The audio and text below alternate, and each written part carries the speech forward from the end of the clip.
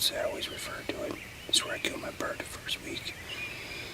Adam was nice enough to give me permission to come in here. This is 5th week, Friday of 5th week. I was running behind this morning, but I finally got set up. I'm in pretty much the exact same spot. You can see the tripods behind me, but the decoy's in a different spot. One thing that saved me today is keep this in mind. If you are running late, foliage. Most of the trees have leafed out pretty good right now. And like I said, I was about a half an hour later than what I really like to be, and it may or may not save me. I literally just had a bird gobble up on the ridge where the last one I shot. There he is. So this lightning strike twice. We'll see if the bottom fields can produce.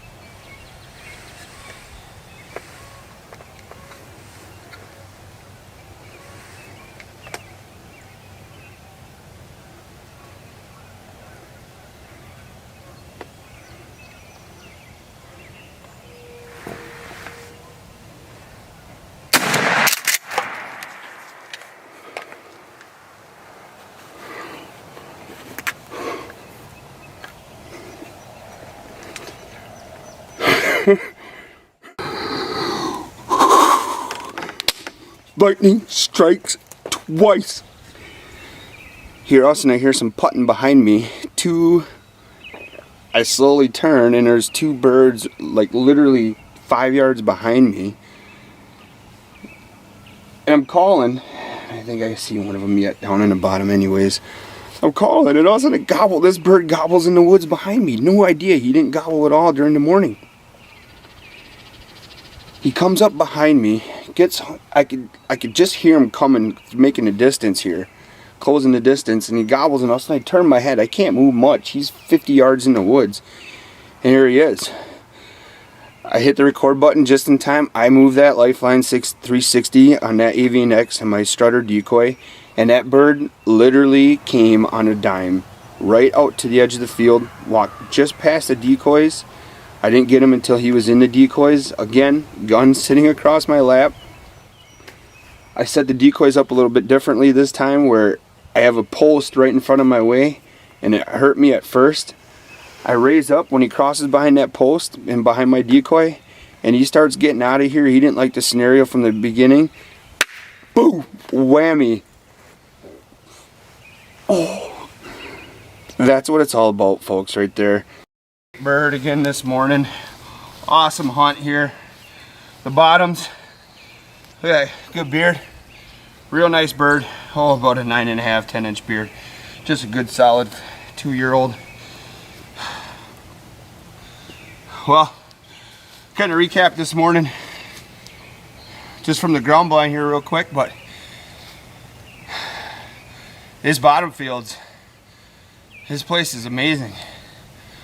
This is just a turkey 100% setup. What we got here, I'll just recap. I'm so out of breath. There's a bird down there gobbling someplace. Huge ridge behind me. Oak flat, whatever you want to call it. Huge bottom field with a swamp down below. And if you get lucky, like we did this morning, and we catch these birds